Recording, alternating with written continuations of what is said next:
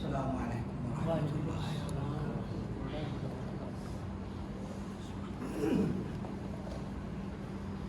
نحمده ونصلي ونسلم على رسوله الكريم اما بعد قال الله تبارك وتعالى اعوذ بالله من الشيطان الرجيم بسم الله الرحمن الرحيم لقد جاءكم رسول من أنفسكم عزيز عليه ما عنتم حريص عليكم بالمؤمنين رؤوف رحيم وقال تعالى قل إن كنتم تحبون الله فاتبعوني يحببكم الله ويغفر لكم ذنوبكم والله غفور رحيم وقال رسول الله صلى الله تعالى عليه وسلم لا يؤمن أحدكم حتى يكون هواه تبعا لما جئت به وقال رسول الله صلى الله تعالى عليه وسلم عليكم بسنتي وسنة الخلفاء الراشدين المهديين أو كما قال رسول الله صلى الله عليه وسلم اللهم صل على سيدنا ونبينا وحبيبنا وقرة أعيننا محمد وعلى آله وأصحابه وبارك وسلم. میرے محترم دوستو، حضور نبی کریم صلی اللہ علیہ وسلم کی دنیا میں آمد، بعثت، تشریف آوری کا مقصد یہ ہے کہ انسان کے اندر انسانیت پیدا ہو جائے. حضور اکرم صلی اللہ علیہ وسلم کو ایک ایسے معاشرے میں بھیجا گیا محنت کے لیے جن کے اندر حیوانیت کوٹ کوٹ کر بھری ہوئی تھی، جن کے دل پتھر سے بھی زیادہ سخت تھے. آپ اندازہ لگا لیں کہ جو معاشرہ اپنے گھر میں پیدا ہونے والی بچی کو، بیٹی کو زندہ زمین میں گاڑ دے، کھڈا کھودے، اوپر نیچے بچی کو ڈال کے، زندہ بچی کو ڈال کے اوپر پٹی ڈال دے، ان کے دل کتنے سخت ہوں گے اندازہ لگا. ان میں محنت کے لیے بھیجا. نبی اکرم صلی اللہ علیہ وسلم نے ان پر محنت فرمائی،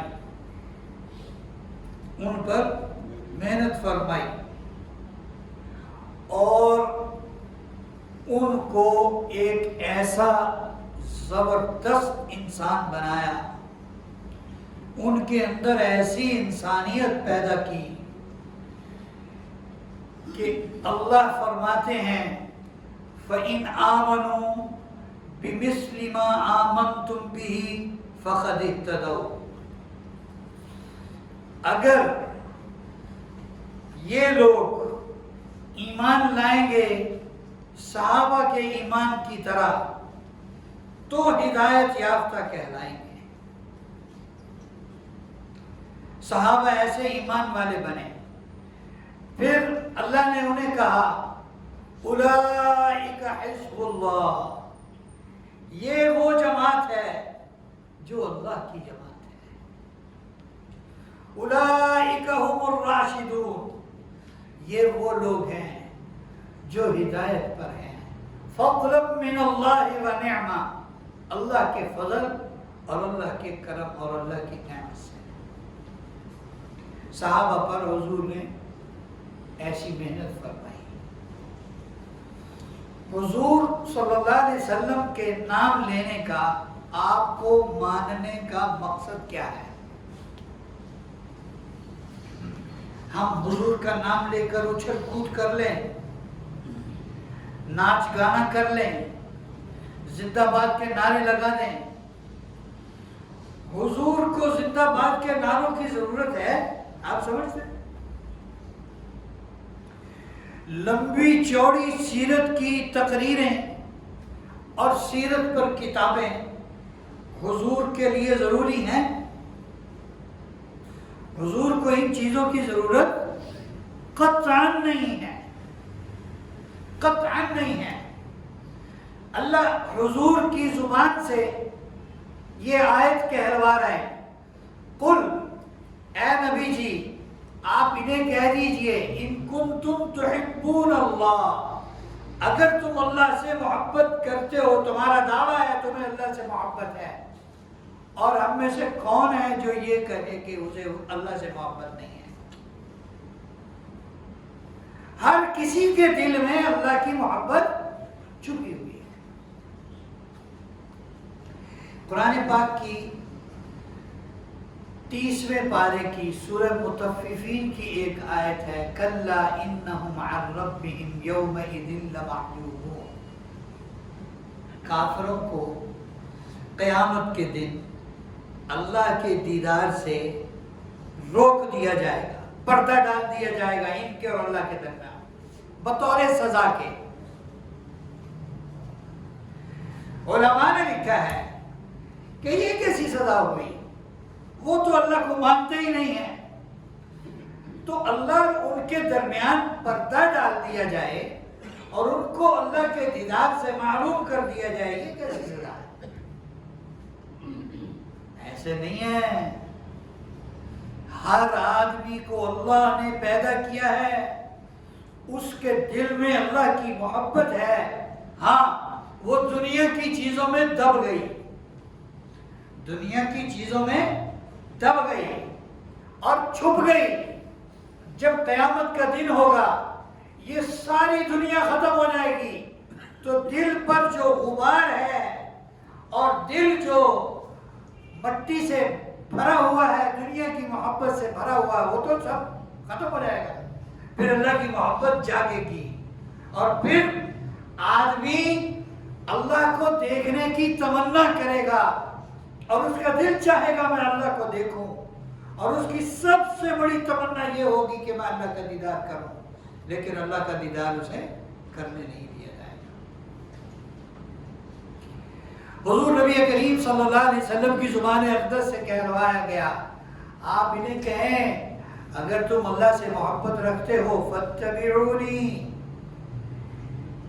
میری اتباع کرو. یعنی نبی کریم صلی اللہ علیہ وسلم ارشاد فرما رہے ہیں کہ میری اتباع کرو. نبی کریم علیہ السلام کی اتباع کے بغیر کوئی چارہ، کوئی راستہ نہیں ہے، نجات کا کوئی راستہ نہیں. آپ کی سیرت و سنت کو اپنانا، اپنی زندگی کو آپ کی سیرت اور سنت میں ڈھالنا. صحابہ کرام کی ساری فضیلتیں اسی لیے. آج کل لوگ کہتے ہیں، ہمیں تو ویسے ہی وہابی کہتے ہیں، شاید ہمیں پتہ نہیں مسلمان بھی مانتے ہیں کہ نہیں مانتے ہیں.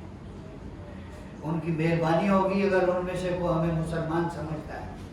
وہ کہتے ہیں سوائے ابلیس کے سبھی خوشیاں منا رہے ہیں، سوائے ابلیس کے سبھی خوشیاں منا رہے ہیں. گویا کہ جو خوشی نہ منائے، جو بھنگڑا نہ ڈالے، جو جھنڈیاں لائٹیں نہ لگائے، جو زندہ باد نہ کرے، اس دن میں اچھل کود نہ کرے، اس کا مطلب ہے اسے حضور سے محبت نہیں. میں ایسے لوگوں کو بالکل کچھ نہیں کہتا. میں منبر پر بیٹھ کر قسم کھا کے کہتا ہوں کہ یہ مسلمان ہیں اور یہ حضور کے سچے عاشق ہیں. ہم نہیں ان کے بارے میں غلط رائے قائم کریں گے، ہمارا کوئی حق نہیں بنتا. یہ دل کی باتیں ہوتی ہیں. ہم کسی کے دل کو نہیں جانتے. ظاہراً وہ حضور سے محبت کر رہے ہیں، ان کا طریقہ غلط ہے، ہم اس کے طریقے کو غلط کہیں گے، انہیں غلط نہیں کہیں گے، وہ بالکل ٹھیک ہے.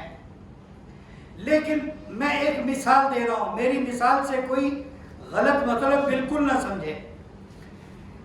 میں ایک بات سمجھانے کے لیے ایک مثال دے رہا ہوں. حضور اکرم صلی اللہ علیہ وسلم کی پیدائش پر سب نے خوشی منائی. حضور کے چہرے کو جو بھی دیکھتا تھا گود میں، اماں آمنہ رضی اللہ تعالی عنہ کے گود میں حضور کو جو بھی دیکھتا تھا سب تعریف کرتے تھے، ہائے ایسا بچہ تو ہم نے خوبصورت دیکھا نہیں. سبحان. عبد المطلب کا اصل نام پتہ ہے کسی کو؟ کیوں جی؟ عبد المطلب کا اصل نام پتہ ہے کسی کو؟ یہ جو بھڑک بھڑک کے اچھل اچھل کے دعوے کر رہے ہیں نا، ان کو بھی پتا ہو. عبد المطلب کا اصل نام شیبہ تھا. اور شیبہ نام کیوں تھا؟ شیبہ نام کیوں تھا؟ جیسے ہی بڑے ہوئے، پیدا ہوئے، تو ان کے سر کے کچھ بال پیدائشی سفید تھے، اس کی وجہ سے شیبہ نام رکھ دیا گیا، سفید بالوں والا.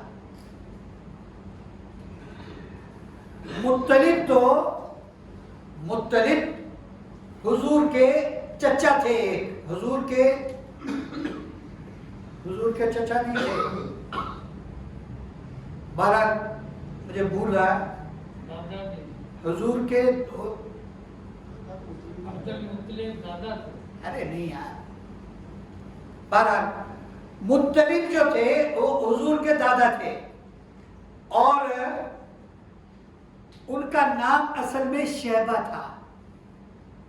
حضور اکرم صلی اللہ علیہ وسلم جب پیدا ہوئے تو اماں آمنہ کی گود میں تھے، اور ہر آدمی جو دیکھنے آتا تھا وہ تعریف کرتا تھا، اور اسی وجہ سے عبد المطلب نے حضور صلی اللہ علیہ وسلم کا نام رکھا محمد، کہ میرے گھر میں ایسا مبارک بچہ پیدا ہوا ہے کہ جس کی ہر کسی نے تعریف کی ہے، لہذا اس کا نام محمد رکھا جائے. سبحان. کہ محمد اس کو کہتے ہیں جس کی ہر کوئی تعریف کرے. اس موقع پر خوشی منانے والوں میں ایک شخص تھا جس کا نام ابو لہب تھا، جو حضور کا سگا چچا تھا. اس نے اتنی خوشی منائی کہ اپنی سب سے بہترین اور خوبصورت باندی کو آزاد کر دیا. وہ ہاشمی بھی تھا، وہ قریشی بھی تھا، وہ سید بھی تھا، ساری حسب و نسب کی نسبتیں اس کے پاس تھی، لیکن اس نے حضور کا کلمہ نہیں پڑھا. اس کے پاس حضور کی سیرت اور سنت نہیں تھی. اس نے حضور کی پیدائش پر خوشی منائی، اس کے کسی کام آئی؟ تبت یدا ابی لہب وتب سب کو آتی ہوگی، یہ اسی پر ہے. تبت یدا ابی لہب وتب، ابو لہب کے دونوں ہاتھ ٹوٹ جائیں اور یہ مر جائے، تباہ و برباد ہو جائے. یہ اللہ بد دعا نہیں دے رہے، یہ اللہ آنے والے دور کی ایک خبر دے رہے ہیں کہ اس کے ساتھ یہ ہوگا آنے والے دور میں. ما اغنی عنہ مالہ وما کسب، اس کا مال، اس کی کمائی اس کے کسی کام نہیں آئی، کسی کام نہیں آئی. اور اس کے مقابلے میں صحابہ اکرام ہیں. صحابہ اکرام میں ہم سیدنا بلال کو دیکھ لیں، ان کا وہ کہاں سے غلام بنتے بنتے بنتے کدھر کدھر کے دھکے کھاتے کھاتے مکے آ گئے اور کسی کے غلام بن گئے، حضور پر ایمان لے آئے. پھر ان کا کیا درجہ ہے؟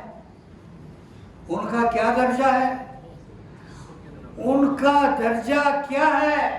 سنیں، سیدہ صدیق اکبر رضی اللہ تعالی عنہ فتح مکہ کے بعد بیت اللہ میں ہیں، سیدہ بلال بھی بیت اللہ میں ہیں، ابو سفیان رضی اللہ تعالی عنہ بھی بیت اللہ میں ہیں، اور حضرت بلال ان کو فرما رہے ہیں ابو سفیان کو، تمہارے اسلام لانے کی مجھے ذرا خوشی نہیں ہوئی۔ وہ کہہ سکتے ہیں، وہ کہہ سکتے تھے، ہم نہیں کہہ سکتے ابو سفیان کے بارے میں ایسے۔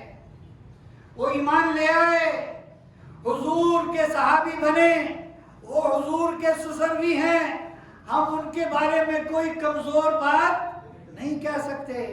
سیدہ بلال رضی اللہ تعالیٰ عنہ نے یہ کہا، مجھے آپ کے اسلام لانے کی خوشی نہیں ہے، میرا دل کرتا تھا میری تلوار ہوتی، آپ کی گردن ہوتی، اڑا دیتا اسے۔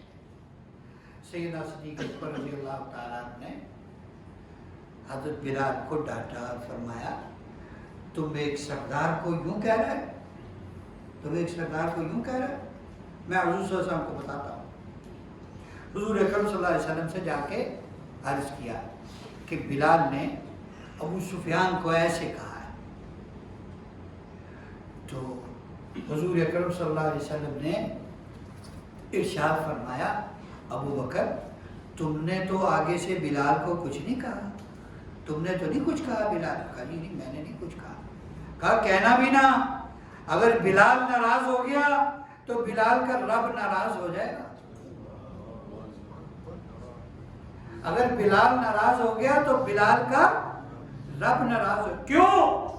وہ حبشی ہے، اس کا رنگ کالا ہے، اس کے ہونٹ موٹے ہیں، اس کے پاس ظاہری حسن بھی نہیں ہے، اس کا کوئی خاندان بھی نہیں ہے، اس کا کوئی آگا پیچھا بھی نہیں ہے، لیکن اس نے اپنا ہاتھ رسول اللہ کے ہاتھ میں دیا، پھر اسے مکے کی پتھریلی زمین پر گھسیٹا گیا، اسے آگ میں ڈالا گیا، اسے گرم ریت پر لٹایا گیا، اس کے سینے پر بھاری پتھر رکھا گیا، چٹان رکھی گئی، لیکن اس نے اللہ اور اس کے رسول کا دامن نہیں چھوڑا۔ یہ صحابہ اکرام کی عظمت اس لیے ہے کہ ان کے ہاں سنت اور سیرت کی اہمیت تھی کہ یہ ہم نے اپنے مصعب بن عمیر ہیں۔ آپ جانتے ہیں مصعب بن عمیر کون تھے؟ مصعب بن عمیر جانتے کون؟ ایک صاحب نے ان کے حالات لکھے، اس کی ہیڈنگ لگائی، شہزادگی سے شہادت تک۔ کیا ہیڈنگ لگائی؟ شہزادگی سے شہادت تک۔ یہ شہزادوں والی زندگی گزارتے تھے، مکہ مکرمہ کے امیر ترین لوگوں کے گھرانے کے لڑکے تھے۔ 200 درہم، 200 چاندی کے سکوں کے قیمت کے برابر کا جوڑا روزانہ پہنتے تھے، اور ایسی خوشبو لگاتے تھے پورے مکے میں ان کے علاوہ کسی کے پاس نہیں ہوتی تھی۔ یہ جس راستے سے گزر جاتے وہ سارا راستہ خوشبو سے معطر ہو جاتا، ان کے بعد کوئی گزرتا تو راستہ معطر دیکھ کر لوگ سمجھ جاتے تھے کہ اس گلی سے مصعب بن عمیر گزرے ہیں۔ ایمان لے آئے، حضور کا دامن پکڑ لیا، ماں نے، گھر کے سارے افراد نے مجبور کیا کہ حضور کا دامن چھوڑو۔ کہا امی نہیں، اب جو میں نے محمد صلی اللہ علیہ وسلم کا راستہ لے لیا ہے، اب میں دنیا کی ہر چیز چھوڑ سکتا ہوں، حضور کا دامن نہیں چھوڑ سکتا۔ چنانچہ ہجرت کی، مدینہ منورہ گئے۔ آپ جانتے ہیں پورا مدینہ، قبیلہ اوس اور خزرج دونوں، پورا مدینہ مصعب بن عمیر کے ہاتھ پر مسلمان ہوا، ان کی محنت پر۔ سارے انصار کہ اسلام کا ثواب کس کو ہے؟ مصعب بن عمیر کو۔ اتنی محنت کی، حضور کا دامن نہیں چھوڑا۔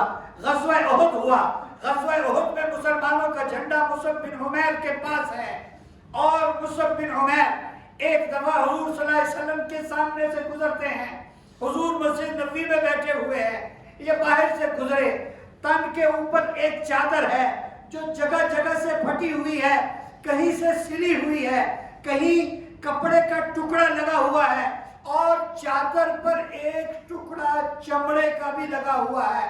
حضور مصعب بن عمیر کو یاد کر کے کہ دیکھو اس کا ماضی کیسا تھا, اس نے میرے ہاتھ میں ہاتھ دیا اور اسلام لانے کی وجہ سے آج یہ کتنی تنگی میں ہے اور خوش ہے, اور اس پر فخر کیا.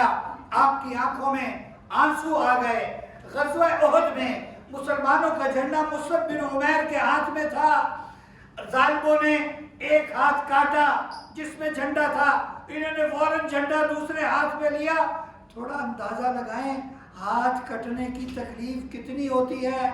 اس حالت میں بھی ان کے اندر ایسے ہوش و حواس تھے کہ ہاتھ کٹنے کے بعد بھی انہیں یہ ہوش تھا کہ یہ میرے نبی کا جھنڈا ہے, اسے میں نے نیچے گرنے نہیں دینا. دوسرے ہاتھ میں جھنڈا پکڑا, دوسرا ہاتھ بھی کاٹ دیا, پھر جھنڈے کو دونوں بازوؤں میں لپیٹ کر سینے سے لگا لیا اور جھنڈا گرنے نہیں دیا. اسی حالت میں شہید ہوئے. جب ان کو دفن کرنے کا وقت آیا تو سارے صحابہ رو پڑے کہ ان کے حصے میں کفن کی صرف ایک چادر آئی جس سے سر ڈھانپتے تھے تو پاؤں کھل جاتے تھے, پاؤں ڈھانپتے تھے تو سر نہیں ڈھکتا تھا. حضور نے فرمایا قبر میں ڈالو, چادر سر پر ڈال دو, پاؤں پر پتے ڈال کے ان کو چھپا دو اور ان کو ایسے ہی دفن کر دو. ان کو کیا کہیں گے ہم؟ اگر ہماری حرکتیں محبت ہیں تو پھر وہ کیا تھا؟ کیوں جی؟ پھر وہ کیا تھا؟ اور اگر ان کی محبت تھی اصل تو پھر ہمارا کیا ہے؟ ہمارا کیا ہے؟ اگر ہم ان فضولیات اور لغویات سے دور رہ کر 10% بھی سنت اپنے اندر لے آئیں, اللہ کی قسم ہمارے لیے کامیابی کی ضمانت دی جا سکتی ہے. وہ کام کرنا اور ایسے کام کرنا جس سے اللہ اور اس کے رسول ناراض ہوں, جس سے اللہ اس کے رسول نے منع کیا ہو. قرآن کی آیتیں پڑھ پڑھ کر سنا رہے ہیں, خوشی مناؤ, خوشی مناؤ. ابے خوشی یہ ہوتی ہے, خوشی یہ ہوتی ہے کہ تمہارے ملک میں سیلاب نے بدترین تباہی مچائی ہوئی ہے اور تم لائٹوں پر پیسے خرچ کر رہے ہو, ادھر لوگ بھوکے مر رہے ہیں.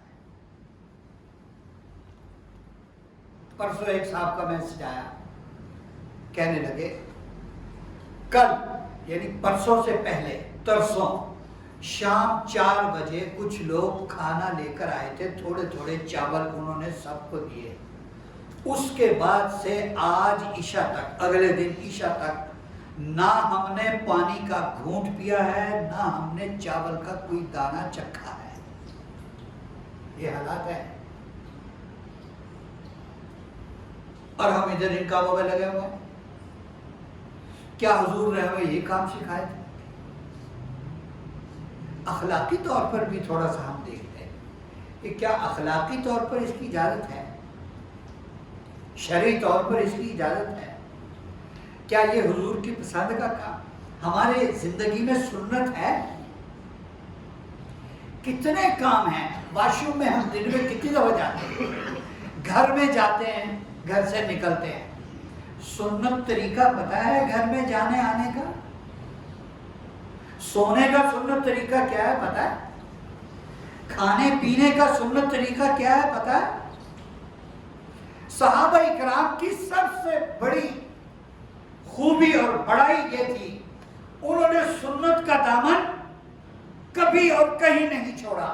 حضرت حذیفہ رضی اللہ تعالیٰ عنہ عیسائیوں کے مہمان بنتے ہیں اور وہاں پر کھانا لگتا ہے اور ان کے ساتھ بات چیت کے لیے جاتے ہیں, وہ ان کا اکرام کرتے ہیں, دسترخوان لگتا ہے, نعمتیں چنی جاتی ہیں, رکھی جاتی ہیں, یہ کھانا کھا رہے ہیں. ایک لقمہ دسترخوان پر گرا, انہوں نے سنت کے مطابق اسے اٹھا کے منہ میں ڈال لیا. دائیں بائیں والوں نے کہا اوے کیا کر رہے ہو, یہ بادشاہ کا دربار ہے, یہاں پر یہ اچھا نہیں سمجھا جاتا. تو ایک تاریخی جملہ بولا جو آج انہی کے الفاظ کے ساتھ سیرت کی کتابوں میں محفوظ ہے, اترکو سنت حبیبی لہؤلاء الحمقاء، میں ان احمقوں کی وجہ سے اپنے محبوب کی سنت کو چھوڑ دوں؟ میرے محترم دوستو، جانیں دے دی انہوں نے جانیں دے دی۔ ایک صحابی کہتے ہیں جنگ یرموک میں میرے چچا زاد لڑائی میں شریک تھے، وہ کہیں مل نہیں رہے تھے، میں ان کی تلاش میں پانی کا ایک مٹکا ساتھ لے کے چلا کہ وہ کہیں ملیں تو میں انہیں اگر زخمی ہو تو پانی پلاؤں۔ ایک جگہ وہ زخمی پڑے ہوئے مجھے ملے، میں نے انہیں کہا پانی دوں، کہنے لگے ہاں۔ میں نے پانی ڈالا اور ان کو دیا تو ساتھ والے نے ہائے کی، میرے چچا زاد جو زخمی تھے اور ان کی جان نکل رہی تھی، انہوں نے مجھے اس حالت میں کہا اس کو میں نے پلاؤ۔ میں اس کو پلانے لگا تو اس کے ساتھ والے نے کہا ہائے مجھے بھی پانی دو، تو انہوں نے مجھے اشارہ کیا اس کے پاس جاؤ، اس کو پانی پلاؤ پہلے۔ یہ ان کے حالات تھے اس وقت جبکہ ان کا خون جسم سے نچڑ چکا تھا اور وہ جان کلی کے عالم میں تھے۔ وہ کہتے میں تیسرے آدمی کے پاس پانی لے کر پہنچا، وہ شہید ہو چکا تھا۔ پھر میں دوسرے کے پاس آیا، وہ بھی شہید ہو چکا تھا۔ پھر میں اپنے چچا زاد کے پاس آیا، وہ بھی شہید ہو چکا تھا۔ میرے محترم دوستو، وہ اپنی ضرورت قربان کر کے دوسرے کی ضرورت پوری کر رہے تھے، اور ہم اپنے اللہ تللے پورے کرنے کے لیے دوسروں کی ضرورتوں پر چڑی کرتے ہیں۔ یہ حضور سے محبت نہیں ہے۔ اور جو کچھ مرضی ہو، یہ حضور سے محبت۔ حضور کی آپ کیا سمجھتے ہیں؟ حضور مرے ہوئے ہیں؟ آپ کا عقیدہ کیا ہے کہ حضور دنیا سے مر گئے، چلے گئے؟ کون ہے کسی کا عقیدہ ہو حضور اپنے روضے میں قبر میں ایسے زندہ ہیں جیسے میں اور آپ زندہ ہیں، اور حضور کو ہر معاملے کی خبر دی جاتی ہے۔ ہر پیر اور جمعرات کو حضور کے سامنے امت کے اعمال رکھے جاتے ہیں، آپ کی امت یہ کر رہی ہے۔ حضور کی توجہ ہے پوری اپنی امت کی طرف۔ دنیا سے وہ مرے نہیں ہیں، اور دنیا سے پردہ کیا ہے، ایک اور جہان میں ہے۔ لیکن یہاں سے جو سعودیہ جاتے ہیں، وہ ایک ملک چھوڑ کے دوسرے ملک جاتے ہیں تو پیچھے رابطہ ہوتا ہے کہ نہیں ہوتا؟ ویڈیو کال ہوتی ہے یا نہیں ہوتی؟ کیوں جی؟ دنیا کے کہیں بھی کسی بھی ملک میں چلے جائیں، ویڈیو کال ہوتی ہے کہ نہیں ہوتی؟ تو وہ جو حضور اپنے روضے میں ہیں، تو کوئی ویڈیو چلا کے اللہ ان کو دکھا سکتے ہیں؟ آپ کا اور میرا موبائل تو ایسے کر سکتا ہے؟ کیا اللہ بھی اس بات پر قادر ہے کہ نہیں ہے؟ شیخ سعدی رحمت اللہ علیہ شعر کہہ رہے ہیں، حضور کی توجہ کتنی ہے اپنی امت کی طرف سنیں۔ شیخ سعدی رحمت اللہ علیہ نے نیت کی میں اپنے محبوب پر شعر کہوں گا، ان کی تعریف کروں گا۔ کہا بلغ العلا بکمالہ کشف الدجا بجمالہ حسنت جمیع خصالہ۔ آگے کچھ نہیں آ رہا تھا کہ چوتھا جملہ کیا لگاؤں، ساری رات سوچتے رہے۔ اسی سوچ میں آنکھ لگ گئی، حضور اکرم صلی اللہ علیہ وسلم تک خبر پہنچ گئی کہ شیخ سعدی تمہاری شان میں شعر کہہ رہے ہیں اور چوتھا نہیں بن رہا، پھنسے ہوئے ہیں۔ آپ کی زیارت ہوئی خواب میں، آپ نے فرمایا سعدی پریشان ہو، کیا بات ہے، کیا پریشانی ہے؟ عرض کیا اللہ کے رسول، دل کیا تھا آپ کی شان میں شعر کہوں، 3 کہہ دیے، چوتھا نہیں مانا۔ آپ نے فرمایا بتاؤ کیا کہا؟ کہنے لگے بلغ العلا بکمالہ کشف الدجا بجمالہ حسنت جمیع خصالہ۔ اللہ کے نبی آگے نہیں آ رہا، اللہ کے نبی نے فرمایا کہو صلو علیہ وآلہ۔ یہ چوتھا جملہ کس کا بنایا ہوا ہے؟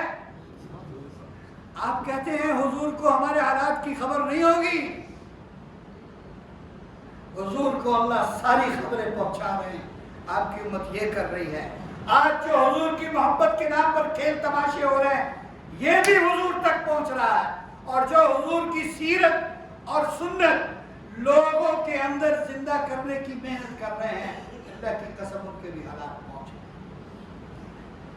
ہم سب یہ نیت کریں کہ ہم اپنی زندگی میں حضور کی سیرت لائیں گے، ہم اپنی زندگی میں حضور کی سنت زندہ کریں گے اور اپنے آپ میں حضور والے اخلاق لائیں گے۔ اللہ ہمیں ان باتوں پر عمل کی توفیق عطا فرمائے۔